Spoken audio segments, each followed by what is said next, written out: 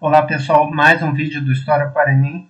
Hoje eu vou falar sobre o governo Costa e Silva, o segundo governo militar que se iniciou em 1967 a 1969. Antes de tudo, peço por gentileza que se inscrevam no canal e dêem um like no vídeo, assim vocês ajudam a divulgar o meu trabalho. A capa dessa revista é a capa da Veja do dia 13 de dezembro de 1968, quando o presidente Costa e Silva decretou o ato institucional número 5. O Costa e Silva ele foi o governo mais repressor do regime militar. E ele foi um dos participantes do movimento tenentista nos anos 20. Para falarmos do ato institucional número 5, a gente tem que lembrar do ato institucional número 2, que instituiu o bipartidarismo. O bipartidarismo foi uma tentativa dos militares de se perpetuarem no poder e não permitirem oposições. Então haviam só dois partidos, o partido da Arena e o MDB. E tinham uma eleição indireta. O ato institucional número 2 decretava a eleição indireta para presidente. Então não haveria mais eleições diretas, né, que é pelo voto popular. E o Carlos Lacerda, quando houve o ato institucional número 2, ele previu, né, que os militares ficariam por muito tempo no poder. E foi realmente o que aconteceu. Ficaram 21 anos. Além do ato institucional número 1, que decretou a revolução, né, como eles chamavam, o golpe de Estado, eles também decretaram a lei de imprensa e a lei de segurança nacional, que tinha o objetivo de regular a imprensa, aquilo que seria transmitido na imprensa, e principalmente de dar as críticas ao governo e também perseguir os comunistas, que era o objetivo principal dos militares. O Costa e Silva, ele era o ministro da guerra do Castelo Branco, e ele acabou se impondo como candidato à reeleição.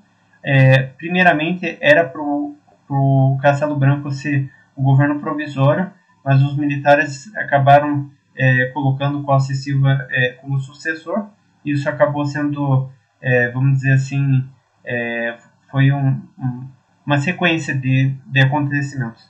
Para falar do contexto internacional, é importante lembrar que a gente, quando está falando dos anos 60, a gente está falando de uma série de mudanças no mundo, né? Como foi o caso, por exemplo, da Primavera de Maio de 68, que aconteceu no mundo inteiro.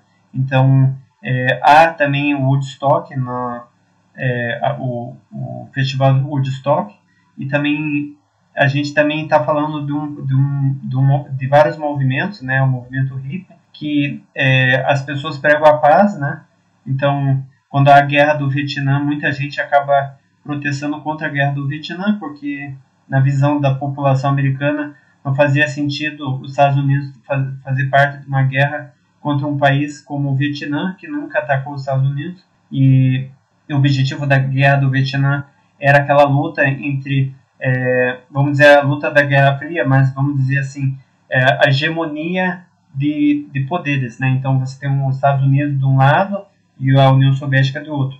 No caso, o Vietnã estava sendo comunizado, estava sendo entrando dentro da esfera da União Soviética. Também tem a morte do Che Guevara na Bolívia, isso em 67. E a Primavera de Maio, ela não aconteceu só na França, mas nos Estados Unidos e no Brasil também, que ocorreu no mês de junho e acabou sendo fortemente reprimida pelo governo, que começou a perseguir a UNE, que era a União Nacional dos Estudantes, que existe até hoje, que era acusada de ser comunista e de estar, enfim, planejando instituir um governo comunista no Brasil.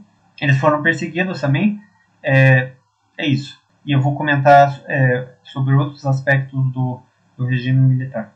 Primeiramente, falando sobre o Plano Econômico de Desenvolvimento.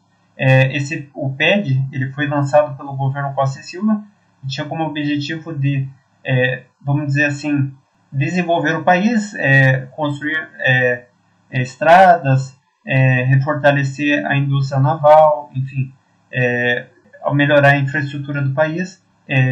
Tinha muitos empréstimos estrangeiros e isso foi um dos, vamos dizer assim, um dos causadores da inflação nos anos 70 e 80, mas inicialmente nos anos 80 a inflação, que começou a desenrolar para uma hiperinflação, temos um milagre econômico causado pelo PED, há o crescimento da indústria em todo o Brasil e obras por todo o país que fortaleceram principalmente a economia e o governo conseguiu controlar a inflação e houve obras por todo o país, geração de empregos, mas ao mesmo tempo a gente vê um crescimento da desigualdade social junto com a questão da favelização que eu já abordei em outras aulas, que vocês podem ver no canal. Esse filme, O Que É Isso, Companheiro, para mim, na minha opinião, é um dos melhores filmes sobre esse período, né? Ele é de 97, e ele fala sobre o sequestro do embaixador Charles Elbrick.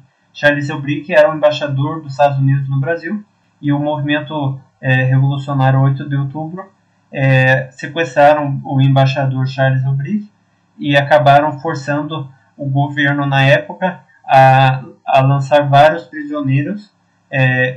O objetivo do sequestro era soltar os prisioneiros, e ele também conta, né, como é que funcionavam as guerrilhas urbanas. Há outros filmes dos anos 90 que vocês podem ver na internet, como La Marca, O Que É Isso, Companheiro, não lembro de outros, mas tem um filme da guerrilha do Araguaia que deve ter no YouTube, não tenho certeza. E também, falando sobre a sociedade do período do Costa e Silva, é importante lembrar da cassação do mandato do Moreira Alves. Moreira Alves era um deputado da oposição do Rio de Janeiro que acabou denunciando tortura nos quartéis e acabou sendo, vamos dizer assim, perseguido pelo governo. E ele aí o que aconteceu? O presidente Costa e Silva cassou o mandato dele e instituiu o AI-5, que acabou perseguindo uma série de pessoas. Tem uma média lá de 2 juízes, vários políticos, então, e principalmente funcionários públicos foram cassados. E foi uma maneira de que o governo criou para perseguir os opositores, né?